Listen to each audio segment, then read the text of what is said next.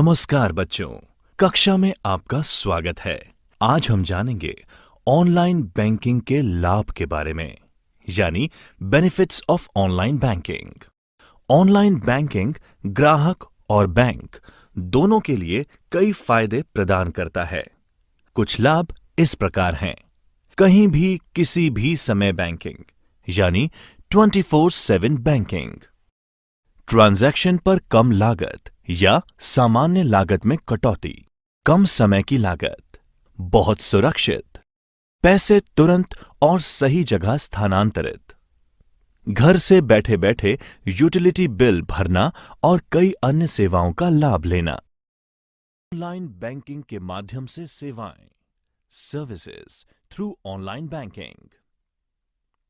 आज बैंक की लगभग सभी सेवाएं जो कि पारंपरिक बैंकिंग के साथ उपलब्ध हैं, उन्हें ऑनलाइन बैंकिंग के माध्यम से भी एक्सेस किया जा सकता है। ऑनलाइन उपलब्ध कुछ महत्वपूर्ण विशेषताएं इस प्रकार हैं। आधार प्रमाणीकरण, यानी आधार ऑथेंटिकेशन के जरिए बैंक खाता खोलना। अपने खाते की शेष राशि यानी बैलेंस अमाउंट और स्टेटमेंट की जांच करना। अपने खाते से किसी और के खाते में धन ट्रांसफर या स्थानांतरित करना। फिक्स डिपॉजिट्स और अन्य निवेश करना तथा उनका प्रबंधन करना। यूटिलिटी बिल्स यानी टेलीफोन व mobile bill, credit card bill इत्यादि का भुगतान करना। डिमांड ड्राफ्ट, चेकबुक के लिए अनुरोध करना। चेक का भुगतान रोकना। अपना debit card, credit card block या अनब्लॉक करना। डेबिट कार्ड पिन पुनर्जनन यानी पिन रीजेनरेशन के लिए अनुरोध। खाता खोले जाने की प्रक्रिया, process of opening an account.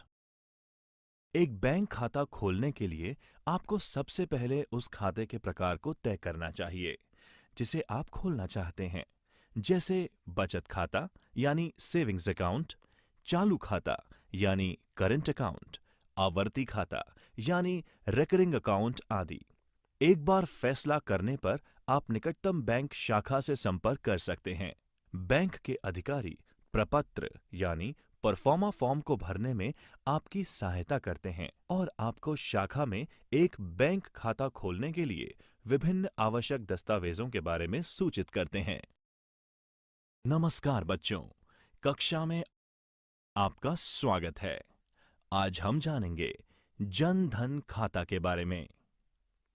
प्रधानमंत्री जन धन योजना भारत सरकार द्वारा अगस्त 2014 में शुरू की गई एक राष्ट्रीय योजना है, जिसका उद्देश्य ये सुनिश्चित करना है कि भारत के आर्थिक रूप से कमजोर वर्गों तक वित्तीय सेवाएं जैसे बचत व जमा बैंक खाता यानी सेविंग्स व डिपॉजिट अकाउंट, प्रेषित धन यानी रेमिटेंस, क्रेडिट, बीमा, पेंशन इत्यादि किफायती तरीकों से पहुंचे। प्रधानमंत्री जन धन योजना के तहत खाते खोलने के लिए आवश्यक दस्तावेज या डॉक्यूमेंट्स इस प्रकार हैं।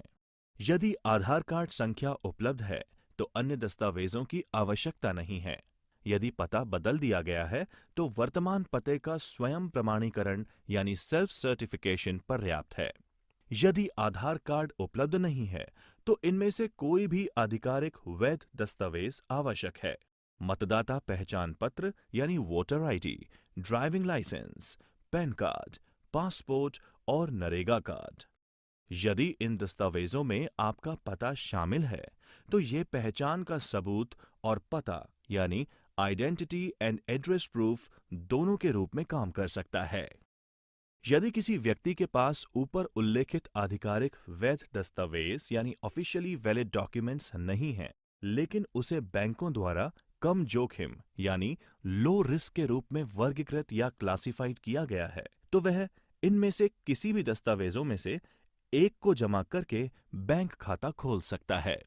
केंद्रीय व राज्य सरकार के विभागों, वैधानिक या नियामक प्राधिकरण मतलब स्टैट्यूटरी और रेगुलेटरी अथॉरिटी, सार्वजनिक क्षेत्र के उपक्रमों, पब्लिक सेक्टर अंडरटेकिंग्स, अनुसूचित वाणिज्यिक बैंक यानी शेड्यूल्ड कमर्शियल बैंक्स और सार्वजनिक वित्तीय संस्थानों यानी पब्लिक फाइनेंशियल इंस्टीट्यूशंस द्वारा आवेदक की तस्वीर के साथ जारी पहचान पत्र या आइडेंटिटी कार्ड, व्यक्ति की एक विधिवत रूप से सत्यापित फोटो के साथ एक गैजेट अधिकारी द्वारा जारी पत्र।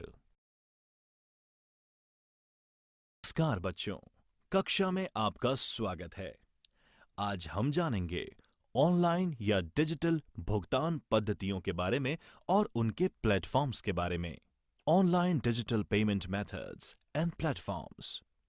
एक डिजिटल भुगतान प्रणाली ऑनलाइन ट्रांजैक्शन के लिए इलेक्ट्रॉनिक भुगतान की स्वीकृति प्रदान करती है। डिजिटल भुगतान debit card, credit card, net banking, mobile wallet और अन्य कई भुगतान मोड के माध्यम से किया जा सकता है। भारत में कई डिजिटल भुगतान प्लेटफॉर्म और भुगतान गेटवे यानी पेमेंट गेटवेज उपलब्ध हैं, जो ऑनलाइन डिजिटल भुगतान सुविधा प्रदान करते हैं।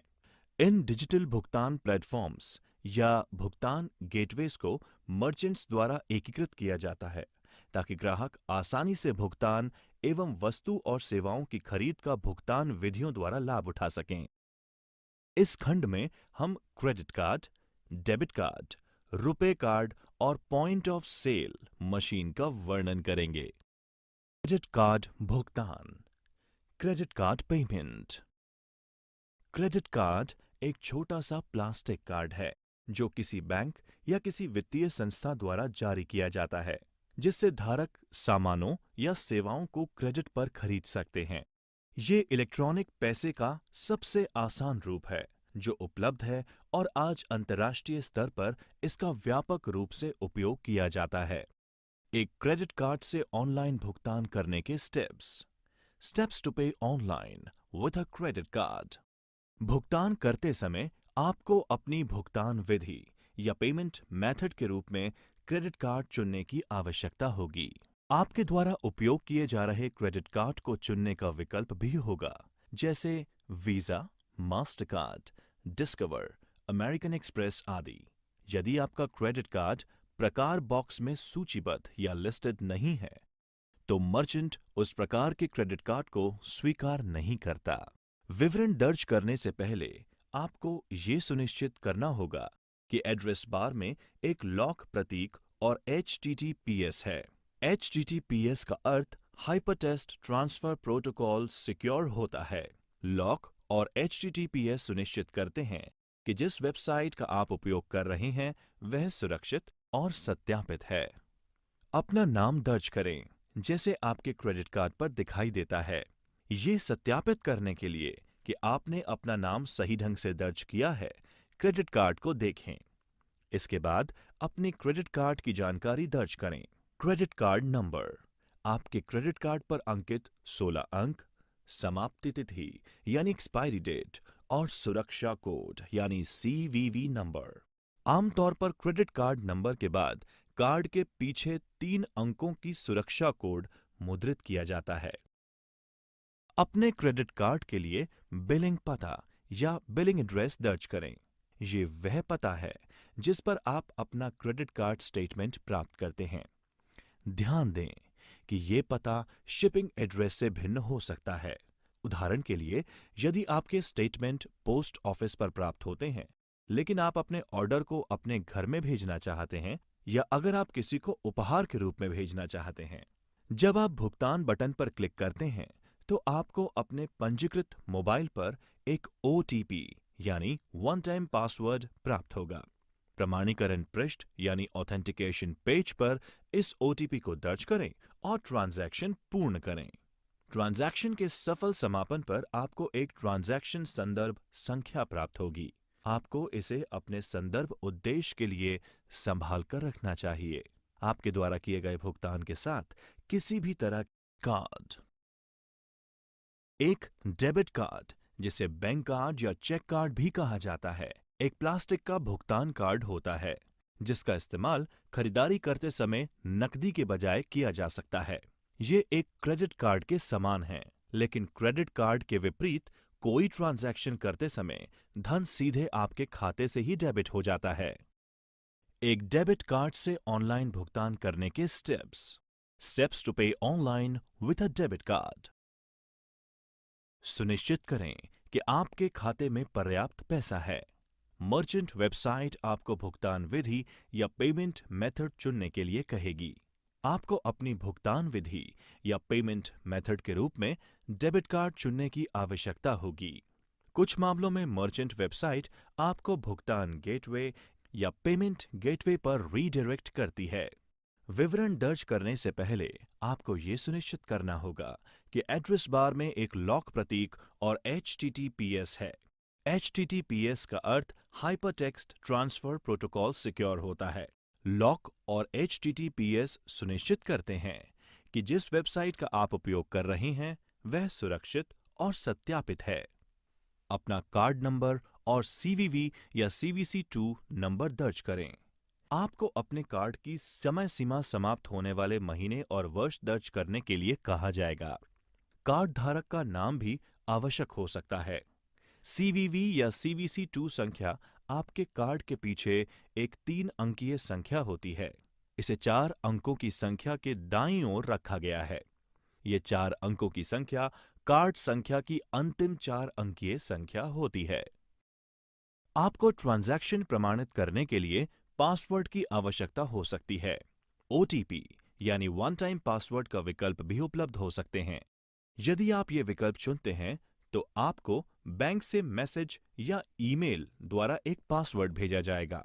पासवर्ड केवल एक बार उपयोग किया जा सकता है और ये केवल सीमित अवधि के लिए ही वैध रहता है। आप अपने बैंक से ट्रांजैक्शन के सफल समापन पर ट्रांजैक्शन अपडेट प्राप्त करेंगे। आपको द्वारा दिए गए भुगतान के साथ किसी भी तरह के मामले में ये उपयोगी हो सकता है। नमस्कार बच्चों, कक्षा में आपका स्वागत है। आज हम जानेंगे रुपए कार्ड पेमेंट के बारे में। रुपए रुपए और पेमेंट का एक संयोजन या कॉम्बिनेशन है। ये भारत के राष्ट्रीय भुगतान निगम यानी NPCI national payment corporation of India के द्वारा बनाया और लॉन्च किया गया है। ये कार्ड डेबिट कार्ड का एक भारतीय संस्करण है। ये देश में भुगतान प्रणालियों के एकीकरण के इरादे से बनाया गया है। रुपए डेबिट कार्ड से ऑनलाइन भुगतान करने के स्टेप्स टू पे online with a RuPay debit card. Merchant website पर जाएं और रुपए डेबिट कार्ड का उपयोग करने के लिए वेबसाइट पर कोई उत्पाद या सेवा ढूंढें। अपना मोबाइल नंबर दर्ज करने के बाद पेमेंट पेज पर जाएं और भुगतान विकल्प के तहत भुगतान मोड के रूप में रुपए डेबिट कार्ड चुनें। विवरण दर्ज करने से पहले आपको ये सुनिश्चित करना होगा कि एड्रेस बार में एक लॉक प्रतीक और HTTPS है। HTTPS का अर्थ हाइपरटेक्स्ट ट्रांसफर प्रोटोकॉल सिक्योर होता है। लॉक और HTTPS सुनिश्चित करते हैं कि जिस वेबसाइट का आप उपयोग कर रहे हैं वह सुरक्षित और सत्यापित है। प्रथम ट्रांजैक्शन, फर्स्ट ट्रांजैक्शन। इसके लिए पंजीकरण आवश्यक होता है। पहला ऑनलाइन ट्रांजैक्शन करने से पहले कार्ड धारक को ई-कॉमर्स के लिए सक्षम करने के लिए अपने रुपए कार्ड को पंजीकृत करना होगा। कार्ड धारक को भुगतान स्क्रीन या पेमेंट स्क्रीन पर सभी उचित रुपए कार्ड विवरण दर्ज करने होंगे, जैसे कि कार्ड नंबर, समाप्ति तिथि और CVV2, जो कि कार्ड के पीछे के 3 अंक हैं। बैंक के साथ पंजीकृत कार्ड धारक के मोबाइल नंबर, ईमेल ID और एक OTP यानी वन टाइम पासवर्ड भेजा जाएगा। ग्राहक OTP की वांछित प्राप्ति के लिए विकल्प या तो मोबाइल नंबर या ईमेल ID का चयन कर सकते हैं। ग्राहक को बैंक के साथ पंजीकृत मोबाइल नंबर या ईमेल ID पर प्राप्त OTP दर्ज करना होगा। कार्ड धारक को OTP द्वारा प्रमाणित करने के बाद कई चित्रों के मिश्रण का एक छोटा फ्रेम दिखाई देगा। कार्ड धारक को एक चित्र चुनना होता है। इस इमेज के बाद के सभी ट्रांजैक्शन के लिए याद रखना होता है। इसे पंजीकृत चित्र या रजिस्टर्ड इमेज के रूप में कहा जाता है। यदि कार्ड धारक पंजीकृत चित्र को भूल जाता है तो उसे पुनः पंजीयन करना पड़ता है। कार्ड धारक को एक वाक्यांश, जो कि अधिकतम 40 वर्ण तक होगा, प्रवेश करने के लिए कहा जाता है, जिसे भविष्य के ट्रांजैक्शन में पहचान के लिए याद रखना होता है। कार्ड धारक को एक स्वपरिवर्तनशील यानी स्क्रैम्बलिंग पिन पैड पेज दिखाया जाएगा। नमस्कार बच्चों, कक्षा में आपका स्वागत है। आज हम जानेंगे नेट बैंकिंग भुगतान के बारे में। Net banking payment. आपके बैंक की इंटरनेट बैंकिंग सेवा का उपयोग भारत में सबसे लोकप्रिय भुगतान विधियों में से एक है। ये डेबिट कार्ड के द्वारा की गई खरीद के ही समान है, सिवाय इसके कि आप अपने इंटरनेट बैंकिंग खाते में लॉगिन करके भुगतान करते हैं। इस मामले में भी आपके द्वारा खरीदारी करने के बाद राशि तुरंत आपके बैंक खाते से काट ली जाती है। नेट बैंकिंग से ऑनलाइन भुगतान करने के स्टेप्स टू पे ऑनलाइन विथ नेट बैंकिंग। सुनिश्चित करें कि आपके खाते में पर्याप्त पैसा है। मर्चेंट वेबसाइट आपको अपने भुगतान विधि या पेमेंट मेथड के लिए पूछेगी। आपको अपनी भुगतान विधि या पेमेंट मेथड के रूप में नेट बैंकिंग को चुनना होगा। कुछ मामलों में मर्चेंट वेबसाइट आपको पेमेंट गेटवे पर पुनर्निर्देशित या रीडायरेक्ट करेगी। विवरण दर्ज करने से पहले आपको ये सुनिश्चित करना होगा कि एड्रेस बार में एक लॉक प्रतीक और HTTPS है। HTTPS का अर्थ हाइपरटेक्स्ट ट्रांसफर प्रोटोकॉल सिक्योर्ड होता है। लॉक और HTTPS सुनिश्चित करते हैं कि जिस वेबसाइट का आप उपयोग कर रहे हैं वह सुरक्षित और सत्यापित है। भुगतान पद्धति या पेमेंट मेथड के रूप में नेट बैंकिंग का चयन करते समय आपको अपने बैंक का चयन करने के लिए कहा जाएगा। ये आपका इंटरनेट बैंकिंग खाता है। फिर आपको भुगतान करने के लिए अपने बैंक की वेबसाइट पर पुनः निर्देशित किया जाएगा। अपने खाते में लॉगिन करने के लिए आपको क्रेडेंशियल्स यानी यूजर आईडी व पासवर्ड्स का उपयोग करना होगा। एक बार लॉगिन सफलतापूर्वक करने के उपरांत आपको अपनी राशि की पुष्टि करने की आवश्यकता होगी। अधिकांश वेबसाइट आपके भुगतान प्रक्रिया की सुरक्षा बढ़ाने के लिए अतिरिक्त प्रमाणीकरण के रूप में OTP यानी वन टाइम पासवर्ड का उपयोग करते हैं। OTP आपके बैंक खाते से पंजीकृत मोबाइल नंबर पर भेजा जाएगा। कुछ बैंक अतिरिक्त सुरक्षा और सुरक्षा सुविधाओं जैसे डेबिट कार्ड, पिन ग्रिड विवरण आदि भी पूछ सकते हैं। आप अपने बैंक से ट्रांजैक्शन के सफल समापन पर एक ट्रांजैक्शन अपडेट प्राप्त करेंगे। आपके द्वारा किए गए भुगतान के साथ किसी भी मुद्दे के मामले में ये उपयोगी हो सकता है। POS point of sale. Point of sale terminal यानी POS टर्मिनल एक इलेक्ट्रॉनिक उपकरण है जिसका इस्तेमाल खुदरा या रिटेल स्थानों पर कार्ड भुगतान प्रक्रिया में किया जाता है। एक POS टर्मिनल आमतौर पर सभी तरह के क्रेडिट और डेबिट कार्ड भुगतान की सुविधा देता है और ये इस प्रकार काम करता है। किसी ग्राहक के क्रेडिट या डेबिट कार्ड की जानकारी पढ़ता है। ये जांचता है कि ग्राहक के बैंक खाते में धन पर्याप्त है भी या नहीं। ग्राहक के खाते से विक्रेता के खाते में धनराशि स्थानांतरित करता है, ट्रांजैक्शन दर्ज करता है और रसीद यानी रिसिप्ट प्रिंट करता है। उपयोगी जानकारी।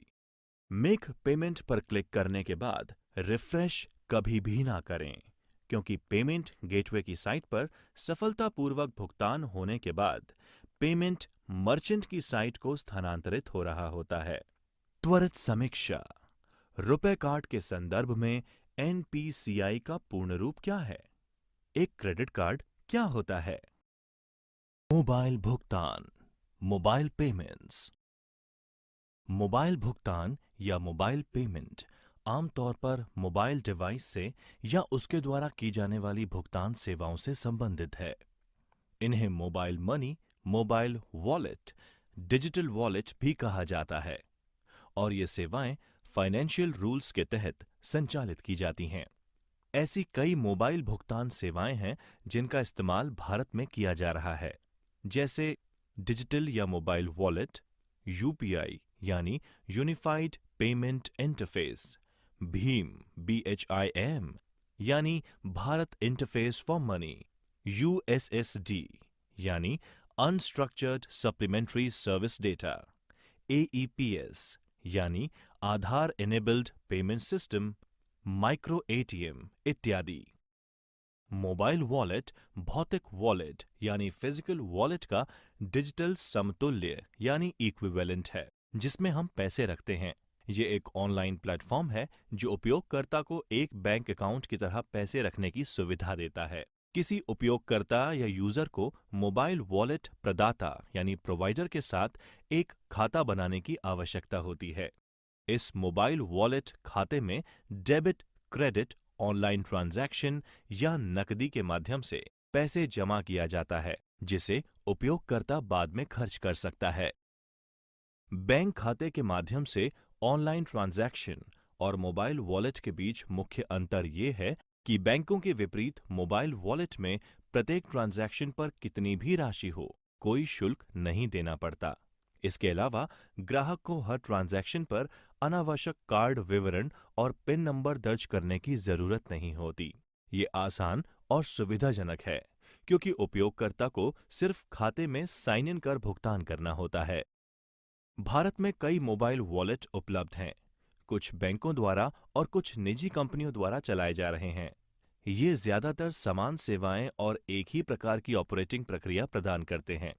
मोबाइल वॉलेट के कुछ उदाहरण हैं पेटीएम, एसबीआई बडी, फ्रीचार्ज, मोबिविक, फोन पे, ऑक्सीजन, एम रुपी, पेयू मनी, एयरटेल मनी, जियो मनी, वोडाफोन एम पैसा, axis bank lime, ICICI pockets, speed पे इत्यादि। हम इस अध्याय में इनमें से कुछ पर चर्चा करेंगे। पेटीएम। पेटीएम को आप इसकी वेबसाइट www.paytm.com से या गूगल प्ले स्टोर से अपने स्मार्टफोन या मोबाइल पर डाउनलोड कर सकते हैं। अपने मोबाइल पर एक बार डाउनलोड और इंस्टॉल किए जाने के बाद आपको मोबाइल नंबर के साथ खुद को पंजीकृत करने के लिए पेटीएम ऐप खोलने की आवश्यकता होगी। आप पंजीकरण के बिना पेटीएम ऐप में लॉगिन भी कर सकते हैं, लेकिन फिर आप कोई ट्रांजैक्शन नहीं कर पाएंगे। एक बार लॉगिन करने के बाद पेटीएम पर उपलब्ध किसी भी सेवा जैसे ट्रांजैक्शन करने, वॉलेट में पैसे जोड़ने, अपने वॉलेट बैलेंस और लेन देन की जांच, किसी अन्य पेटीएम खाता धारक को पैसा देना, अपने यूटिलिटी बिलों का भुगतान करना और अपने मोबाइल नंबर पर रिचार्ज आप कर सकते हैं। आप फिल्म, ट्रेन, बस, हवाई जहाज, इवेंट टिकट आदि भी बुक कर सकते हैं। आप अपने पेटीएम वॉलेट में रिचार्ज या पैसा जोड़ने के लिए credit card, debit card, net banking जैसे किसी भी तरीके का उपयोग कर सकते हैं। आप एड मनी फीचर का उपयोग कर सकते हैं और अपने वॉलेट में पैसे जोड़ने के लिए इसका चरणबद्ध तरीके से अनुसरण कर सकते हैं। भारत में कई व्यापारी हैं जो पेटीएम के माध्यम से स्वीकार करते हैं। आपकी खरीद के बाद आप मर्चेंट के मोबाइल नंबर, ईमेल का उपयोग कर व्यापारी को पैसे हस्तांतरित कर सकते हैं या व्यापारी को पेटीएम द्वारा निर्दिष्ट प्री प्रिंट किए गए क्यूआर कोड को स्कैन कर सकते हैं। आप मर्चेंट को अपने वॉलेट के माध्यम से या credit card, debit card, net banking इत्यादि का उपयोग करके पैसे भेज सकते हैं। अगर आप वॉलेट के माध्यम से किसी को भी राशि भेजना चाहते हैं, तो आपको अपने वॉलेट में बैलेंस या धनराशि रखने की जरूरत होगी। फ्रीचार्ज। फ्रीचार्ज एक ई कॉमर्स वेबसाइट और मोबाइल वॉलेट है जो भारत में prepaid mobile phone, postpaid mobile, DTH और डेटा कार्ड रिचार्ज करने के लिए ऑनलाइन सुविधा प्रदान करता है। ये एप्लीकेशन चैट और पे सुविधा प्रदान करता है, जो दो फ्रीचार्ज उपयोगकर्ताओं को अपने फ्रीचार्ज वॉलेट से अपने बीच पैसे हस्तांतरण करने और प्राप्त करने में सक्षम बनाता है। यह स्प्लिट बिल जैसी कुछ रोचक सुविधाएं भी प्रदान करता है, जिससे आप अपने दोस्तों के बीच भुगतान की जाने वाली राशि को विभाजित यानी डिवाइड कर सकते हैं। फ्रीचार्ज को गूगल प्ले स्टोर से डाउनलोड और इंस्टॉल किया जा सकता है और आप अपने मोबाइल नंबर से खुद को पंजीकृत कर सकते हैं। फ्रीचार्ज भी पेटीएम के ही समान मिलती-जुलती सेवाएं देता है। स्टेट बैंक बडी। स्टेट बैंक बडी आपके स्मार्टफोन हेतु स्टेट बैंक ऑफ इंडिया द्वारा बनाया गया एक मोबाइल वॉलेट है। ये एक अर्धबंद यानी सेमी क्लोज्ड प्रीपेड वॉलेट है जिसका इस्तेमाल अन्य वॉलेट के उपयोगकर्ताओं या यूजर्स और बैंक खातों में कभी भी कहीं भी पैसा ट्रांसफर करने के लिए किया जा सकता है। आप स्टेट बैंक बडी गूगल प्ले स्टोर पर खोज करके इस ऐप को डाउनलोड और इंस्टॉल कर सकते हैं। एक बार इंस्टॉल होने पर आप इसे खोल सकते हैं और अपना फेसबुक अकाउंट या मोबाइल नंबर का उपयोग करके खुद को पंजीकृत कर सकते हैं। यह एप्लीकेशन हिंदी और अंग्रेजी सहित कई भाषाओं में उपलब्ध है। आप इस ऐप पर उपलब्ध ये फीचर्स उपयोग कर सकते हैं। पैसा भेजना, अपना विवरण देखना, अपने एसबीआई बडी को निजीकृत यानी पर्सनलाइज करना, प्रीपेड मोबाइल और डीटीएच रिचार्ज करना, अपने बिलों का भुगतान करना, मूवी टिकट बुक करना, ऑनलाइन मर्चेंट भुगतान करना आदि। उपयोगी जानकारी। प्रत्येक नागरिक को अपने मोबाइल वॉलेट पासवर्ड को सुरक्षित रखना चाहिए और इसे किसी के भी साथ साझा यानी शेयर नहीं करना चाहिए। ओटीपी, जो कि वन टाइम पासवर्ड है, सुरक्षा सुविधा को सदैव इनेबल करके रखना चाहिए ताकि जब भी कोई व्यक्ति आपके वॉलेट में लॉगिन करने का प्रयास करे तब आपको उसकी जानकारी मिल सके। बिना सही ओटीपी दर्ज किए कोई भी व्यक्ति आपके खाते में प्रवेश नहीं कर सकता है। नमस्कार बच्चों, कक्षा में आपका स्वागत है। आज हम जानेंगे यूपीआई यानी यूनिफाइड पेमेंट इंटरफेस के बारे में। यूनिफाइड पेमेंट इंटरफेस भारत के सभी खुदरा भुगतान प्रणालियों के लिए राष्ट्रीय भुगतान निगम यानी NPCI national payment corporation of India द्वारा विकसित एक भुगतान प्रणाली है जो स्मार्टफोन के उपयोग से किसी भी दो बैंक खातों के बीच धन हस्तांतरण की अनुमति देता है। यूपीआई एक ग्राहक को बिना क्रेडिट कार्ड विवरण, आईएफएससी कोड या नेट बैंकिंग, वॉलेट पासवर्ड का विवरण दर्ज किए एक बैंक खाते से अलग-अलग व्यापारियों को ऑनलाइन और ऑफलाइन भुगतान करने की अनुमति देता है। UPI application Google play store से डाउनलोड किया जा सकता है। इस ऐप को इंस्टॉल करने के बाद आपको नाम, वर्चुअल आईडी यानी भुगतान का पता, पासवर्ड इत्यादि जैसे विवरण दर्ज करके अपना प्रोफाइल बनाने की आवश्यकता होती है। इसके बाद आप add link manage bank account विकल्प पर जा सकते हैं और वर्चुअल आईडी के साथ बैंक और खाता नंबर लिंक कर सकते हैं। आपको एमपिन यानी mobile banking personal identification number तैयार करना होता है क्योंकि ये मोबाइल के माध्यम से किसी भी ट्रांजैक्शन के लिए आवश्यक होता है। एमपिन जनरेट करने के लिए ये स्टेप्स हैं। उस बैंक खाते का चयन करें जहां से आप ट्रांजैक्शन शुरू करना चाहते हैं और मोबाइल बैंकिंग पंजीकरण एमपिन जनरेट करें विकल्प का चयन करें। आपको अपने पंजीकृत या रजिस्टर्ड मोबाइल नंबर पर जारीकर्ता बैंक यानी इशूइंग बैंक से वन टाइम पासवर्ड यानी ओटीपी प्राप्त होगा। आपको डेबिट कार्ड नंबर के अंतिम 6 अंक और समाप्ति तिथि यानी एक्सपायरी डेट दर्ज करने होंगे। ओटीपी और पसंदीदा संख्यात्मक एमपिन जो भी आपको सेट करना है दर्ज करें और सबमिट पर क्लिक करें। सबमिट करने के बाद ग्राहक एमपिन बदलने के लिए नोटिफिकेशन सक्सेसफुल या डिक्लाइंड प्राप्त करता है। पुराना एमपिन और पसंदीदा एमपिन जो सेट करना हो दर्ज करें और सबमिट पर क्लिक करें। सबमिट करने के बाद ग्राहक को नोटिफिकेशन सक्सेसफुल या डिक्लाइंड भी प्राप्त होता है। आप आत्मव्याख्यात्मक यानी सेल्फ एक्सप्लेनेटरी चरणों का पालन करके पुश यानी वर्चुअल पते का उपयोग कर धन भेजना और पुल यानी वर्चुअल पते का उपयोग करके पैसे मंगवाने का अनुरोध कर सकते हैं। प्राप्तकर्ता या अनुरोधकर्ता जो कि रिसीवर है को अपने बैंक खाते के क्रेडिट के लिए बैंक से नोटिफिकेशन और मैसेज यानी एसएमएस प्राप्त होता है। Bhim Bharat interface for money. Bhim UPI पर आधारित एक एकीकृत यानी यूनिफाइड भुगतान समाधान एप्लीकेशन है। यदि आपने अपने बैंक खाते पर यूपीआई आधारित भुगतानों के लिए साइन अप किया है जो आपके मोबाइल नंबर से भी जुड़ा हुआ है तो आप डिजिटल ट्रांजैक्शन करने के लिए भीम ऐप का उपयोग करने में सक्षम होंगे। इसमें वे सभी भारतीय बैंक शामिल होते हैं जो तत्काल भुगतान सेवा के आधार पर बने प्लेटफॉर्म का उपयोग करते हैं और उपयोगकर्ता को किसी भी दो पार्टियों के बैंक खातों के बीच तुरंत धन हस्तांतरण करने की अनुमति देते हैं।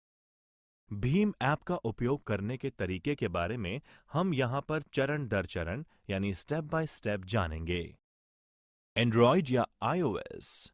एंड्रॉयड या आईओएस उपयोगकर्ता भीम ऐप की खोज प्ले स्टोर या ऐप स्टोर पर करके इसे डाउनलोड कर सकते हैं। एप्लीकेशन इंस्टॉल करें और अपनी भाषा चुनें। ऐप आपको एसएमएस के उपयोग से अपना फोन नंबर सत्यापित यानी ऑथेंटिकेट करने के लिए संकेत देगा। इसके उपरांत नेक्स्ट पर क्लिक करें और सत्यापन प्रक्रिया पूरी होने तक प्रतीक्षा करें।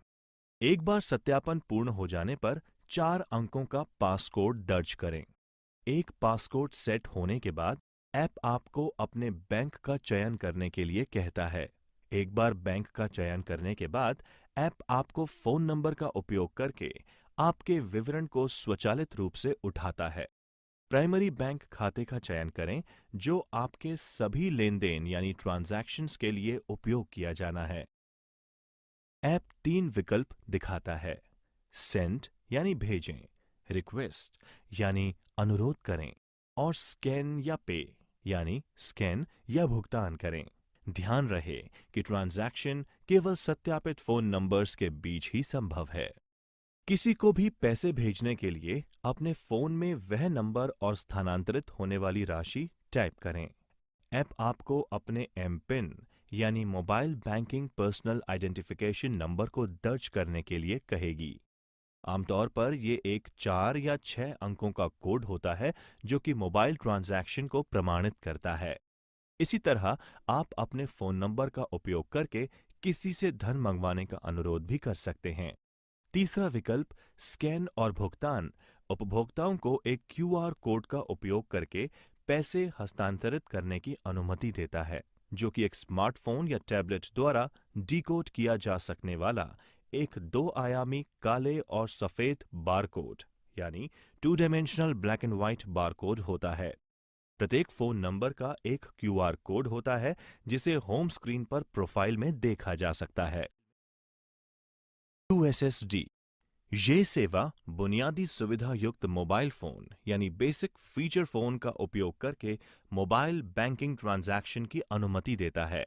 यूएसएसडी सेवाओं का उपयोग करने के लिए आपके पास इंटरनेट कनेक्शन या स्मार्टफोन होना आवश्यक नहीं है। यह सेवा अपने मोबाइल पर एक संख्या *99# डायल करके इस्तेमाल की जा सकती है, जो सभी दूरसंचार सेवा प्रदाताओं यानी टेलीकॉम सर्विस प्रोवाइडर्स में एक समान होता है और मोबाइल स्क्रीन पर प्रदर्शित इंटरैक्टिव मेन्यू से ये सेवा काम करती है। यह हिंदी और अंग्रेजी सहित कई भाषाओं में उपलब्ध है। यूएसएसडी में धन ट्रांसफर की एक सीमा होती है जो हर बैंक के लिए भिन्न होती है। ये सेल्फ सर्विस मोड पर चलता है और आपको ट्रांजैक्शन के लिए मोबाइल मनी पहचानकर्ता यानी एमएमआईडी, मोबाइल मनी आइडेंटिफायर और एमपिन की आवश्यकता पड़ेगी।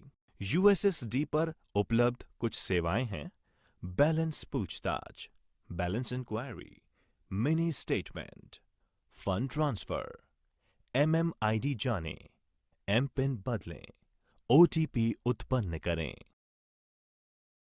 उपयोगी जानकारी: एमएमआईडी यानी मोबाइल मनी आइडेंटिफायर पंजीकरण के बाद बैंक द्वारा 7 अंकों की अनूठी यानी यूनिक संख्या जारी की जाती है।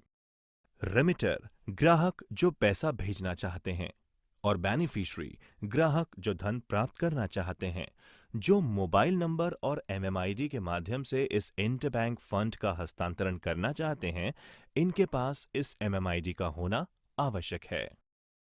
एईपीएस आधार एनेबल्ड पेमेंट सिस्टम, आधार सक्षम भुगतान प्रणाली। एईपीएस बैंक खाते से धन प्राप्त करने का एक तरीका है। धन प्राप्त करने की ये व्यवस्था ना तो आपके हस्ताक्षर और ना ही डेबिट कार्ड की मांग करती है। ये प्रमाणीकरण के लिए आधार डेटा का लाभ उठाती है। यूपीआई और यूएसएसडी की तरह ये भारत के राष्ट्रीय भुगतान निगम यानी एनपीसीआई की एक और पहल है। एईपीएस एक मशीन है जिसे माइक्रो एटीएम भी कहा जाता है। ये मशीन पीओएस मशीनों के समान है जो क्रेडिट, डेबिट कार्ड स्वीकार करते हैं। एकमात्र अंतर यह है कि इसमें किसी भी कार्ड के बजाय आपको अपने बायोमेट्रिक यानी आमतौर पर फिंगरप्रिंट का उपयोग करके अपने भुगतान को प्रमाणित करने की आवश्यकता पड़ती है। एक व्यापारी जिसे भुगतान स्वीकार करने की जरूरत है, वह आधार संख्या और राशि मशीन में मौजूद टच इंटरफेस का उपयोग करके दर्ज करेगा। ग्राहक को उसके फिंगरप्रिंट का उपयोग करके भुगतान को प्रमाणित करना होगा। ये राशि उस बैंक खाते से काट ली जाएगी जो ग्राहक के आधार संख्या से जुड़ी होती है और व्यापारी के बैंक खाते में जमा हो जाएगी। ये मोबाइल ऐप के रूप में भी उपलब्ध है ताकि व्यापारी फिंगरप्रिंट स्कैनर युक्त स्मार्टफोन का उपयोग एईपीएस के फायदे उठाने के लिए कर सकें। बैलेंस पूछताछ यानी बैलेंस इंक्वायरी, नकद निकासी यानी कैश विड्रॉल, नकद जमा यानी कैश डिपॉजिट और आधार सक्षम फंड ट्रांसफर यानी आधार इनेबल्ड फंड ट्रांसफर इस ऐप के जरिए की जाने वाली कुछ सेवाएं हैं। त्वरित समीक्षा। यूपीआई का पूरा नाम क्या है? मोबाइल वॉलेट की कुछ विशेषताएं सूचीबद्ध करें।